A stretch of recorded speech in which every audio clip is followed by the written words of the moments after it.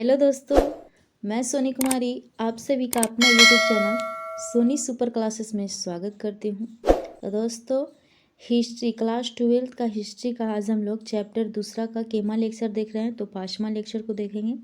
तो दोस्तों, राजा और किसान के बारे में हम लोग जान चुके हैं कि राजा का स्थिति कैसी थी और किसान की स्थिति कैसी थी। तो अब हम लोग थोड़ी सी नगर के बारे में जानेंगे। किसके बारे में? नगर के बारे में, क्योंकि चैप्टर में नगर भी है। तो नगर के बारे में जानेंगे। तो यहाँ पे देखिए क्या है, नए नगर यानी कि न्यू सिटी कहा जाए तो कैसे बना। तो देखिए यहाँ पे है क्या है, नए नगर यानी कि प्रत्येक नगर का एक अपना इतिहास है। क्या है? प्रत्येक नगर का एक अपना इतिहास है। जैसे में कहा जाए तो पाटलिपुत्र यानी कि पाटलिपुत्र का विकास पाटली ग्राम नामक गांव से हुआ है। यहाँ पे टाइपिंग थोड़ी सी मिस्टेक है, पाटली ग्राम होगा यहाँ पे। तो पाटली ग्राम नामक गांव से हुआ था। फिर मगध शासक अपनी राजधानी राजगृह से यानी कि गृह होगा राजगृह से हटाकर पाटली ग्राम में ले आया। और फिर है ले आया, इसका नाम भी बदल दिया। यानी कि कहा जाए पहले पाटलिपुत्र को पाटली ग्राम बोला जाता था और मगध की राजधानी राजगीर जो थी यानी कि उसका राजधानी कहाँ ले आया तो पाटली ग्राम यानी कि पाटलिपुत्र लेके आया, जिसको अभी पाटलिपुत्र को हम लोग पटना के नाम से जानते हैं। किसके नाम से? पटना के नाम से जानते हैं। तो यही यहाँ पे कही जा रही है।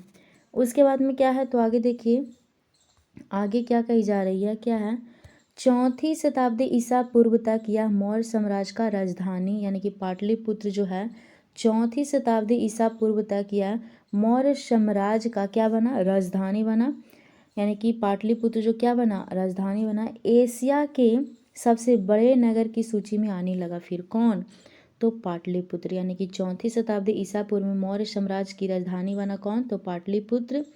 और यह एशिया के सबसे बड़े नगर की सूची में आने लगा। आपसे पूछ दिया जाए कि मौर्य साम्राज्य की स्थापना किसने किया था, तो चंद्रगुप्त मौर्य। और उसके बाद में अगर कहा जाए कि चंद्रगुप्त मौर्य ने स्थापना कब किया, तो आप बता ही सकते हैं कि 321 ईसा पूर्व में किया था। उसके बाद में यहाँ पे है, सभी नगर संचार मार्गों के किनारे बसे थे। यानी कि सभी नगर है जो संचार मार्गों के क्या बसे थे, तो किनारे बसे थे। फिर उसके बाद में है उज्जैनी नगर भूतल मार्गों के किनारे थे। उज्जैनी नगर कहाँ थी, तो भूतल मार्गों के किनारे थी। उसके बाद में है क्या है, तो उसके बाद में है क्या है, तो देख रहे हैं यहाँ पे नगर की जनसंख्या और शिल्पकार। क्या है, तो नगर की जनसंख्या और शिल्पकार। तो जनसंख्या मतलब जैसे ये तो हम लोग को काफ़ी ज्योग्राफी में जनसंख्या के बारे में देखने को मिलता है, लेकिन नगर जो वहाँ थी तो वहाँ की जनसंख्या के बारे में और शिल्पकार के बारे में जानेंगे हम लोग थोड़ी सी। जनसंख्या मतलब कि कई सारे लोग जो होते हैं उसी को जनसंख्या यानी कि कहा जाता है। तो यहाँ पे है अधिकांश क्या है, अधिकांश जगहों पर जहाँ उत्कृष्ट श्रेणी के मिट्टी के कटोरे और थालियाँ मिली है। क्या मिली है? अधिकांश जगहों पर उत्कृष्ट यानी कि अच्छे श्रेणी के मिट्टी के कटोरे और क्या मिला है, तो थालियाँ मिली है, जिन पर चमकदार कलाई यानी कि कलाई चढ़ी यानी कि रंग चढ़ी हुई है। इन्हें उत्तर कृष्ण मार्जलिस पात्र कहा जाता है। तो इन वस्तुओं को उसके बाद में है, अभिलेख से अनुमान लगाया जाता है कि इन वस्तुओं का उपयोग अमीर लोग ही करते थे। किन वस्तुओं को? तो यहाँ पे जो क्या बताएं कि कटोरे और थालियाँ मिली जो है, जिस पर चमकदार कलाई चढ़ी यानी रंग चढ़ी हुई थी, जिसे क्या कहा गया, तो उत्तरी कृष्ण मार्जलिस पात्र कहा गया। जो इसका उपयोग कौन करता था, तो अभिलेख से पता चला है कि अमीर लोग उपयोग करते थे। कौन? अमीर लोग। उसके बाद में क्या है, तो नीचे देखेंगे। उसके बाद में है क्या है नीचे, उसके बाद में है कई नगरों में क्या है, कई नगरों में छोटे छोटे अभिलेख भी प्राप्त हुए हैं। इनमें दाता के नाम के साथ उनका व्यवसाय का भी उल्लेख मिला है। दाता मतलब अगर आपसे कहा जाए तो दाता यानी कि देने वाला। दाता यानी कि देने वाला का नाम है, साथ में उसका व्यवसाय यानी कि क्या काम करते थे उसका भी उल्लेख मिला है। तो किस में मिला है, तो अभिलेख में मिला है। कई नगरों से यानी कि छोटे छोटे अभिलेख यानी कि कई नगरों में छोटे छोटे अभिलेख भी प्राप्त हुए हैं। इनमें दाता के नाम के साथ उनका व्यवसाय का भी उल्लेख मिला है, यही कही जा रही है।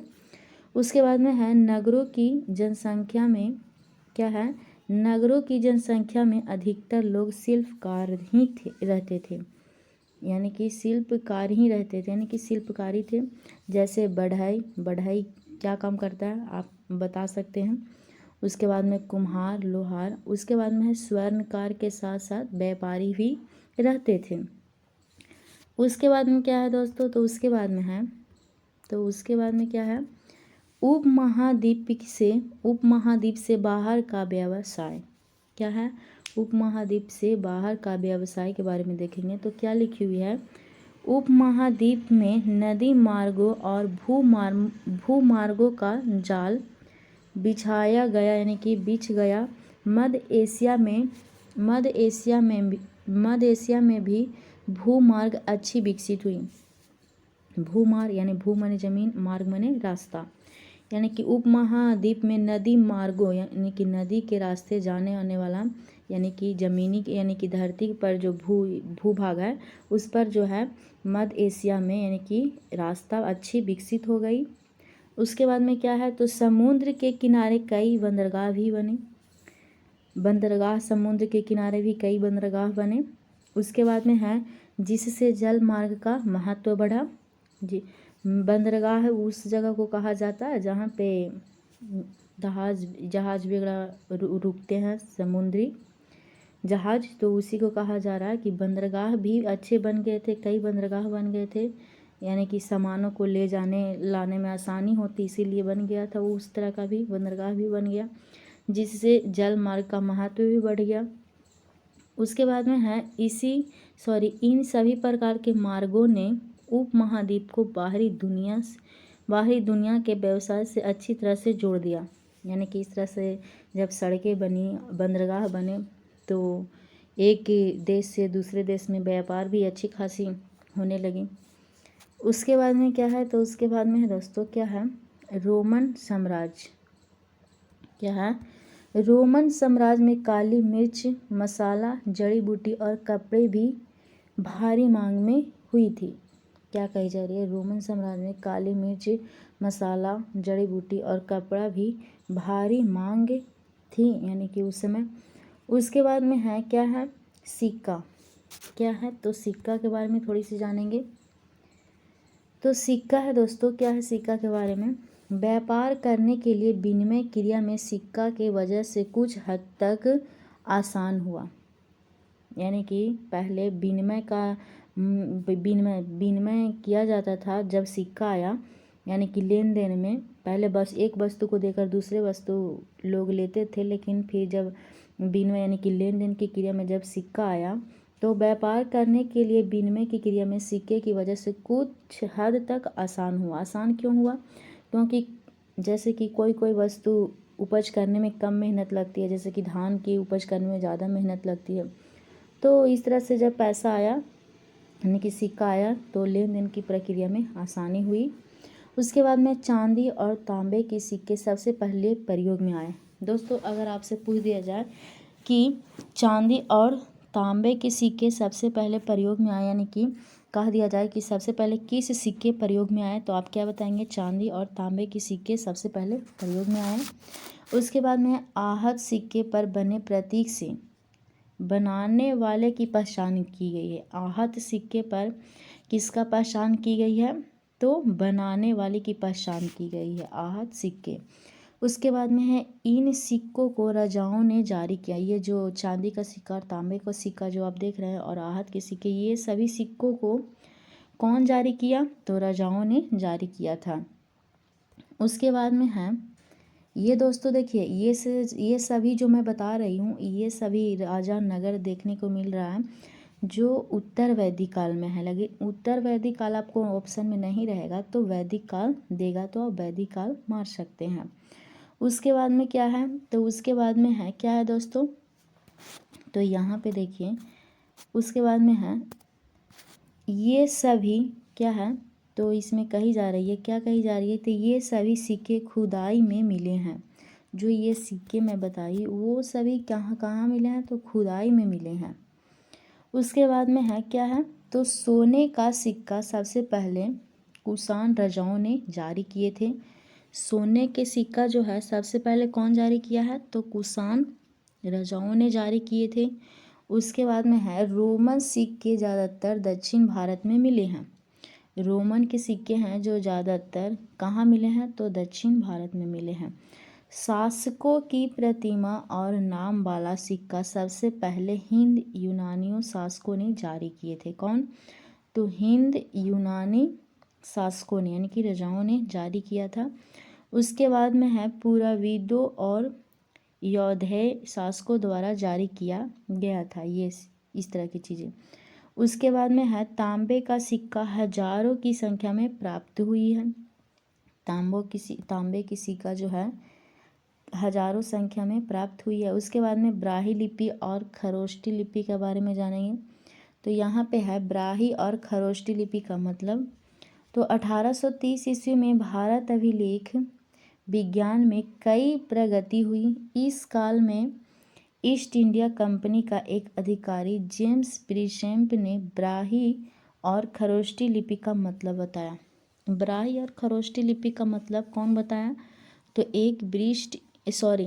ईस्ट इंडिया कंपनी का अधिकारी जेम्स प्रीसेम्प यानी कि ये है जो बताया। कब बताया, तो 1830 ईस्वी में। उसके बाद में है इन लिपियों का प्रयोग सर्वप्रथम अभिलेखों और सिक्कों में किया गया है। किसमें, तो अभिलेखों और सिक्कों में किया गया है। उसके बाद में देखेंगे क्या है, तो उसके बाद में है जेम्स प्रिंसेप ने कहा कि ज़्यादातर अभिलेख और सिक्के पर प्रियदर्शी यानी कि राजा का नाम लिखा है, ऐसा बोल रहे हैं। नोट में क्या है, प्रियदर्शी का अर्थ मनोहर मुख आकृति वाले राजा, अर्थात ऐसा राजा जिसका मुंह सुंदर हो। प्रियदर्शी का मतलब मनोहर मुख यानी कि ऐसा राजा जिसका मुख सुंदर हो, ऐसा बताया जा रहा है। उसके बाद में कुछ अभिलेखों पर राजा के नाम अशोक भी लिखा था। किसका, तो अशोक भी लिखा था। बौद्ध ग्रंथ के अनुसार अशोक सबसे प्रसिद्ध शासकों में से एक था।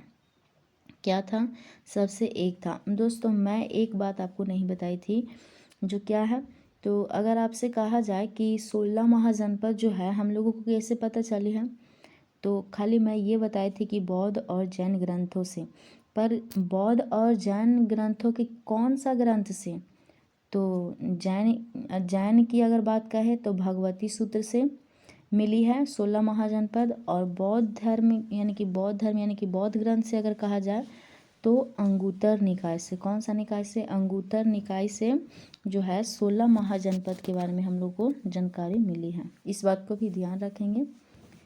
उसके बाद में है क्या है, तो देखेंगे उसके बाद में भारतीय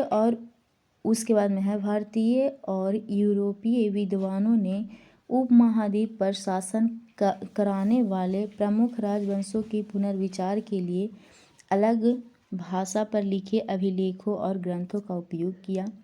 उसके बाद में क्या है, ब्राह्मी लिपि का अर्थ या अर्थात अध्ययन के बारे में देखेंगे।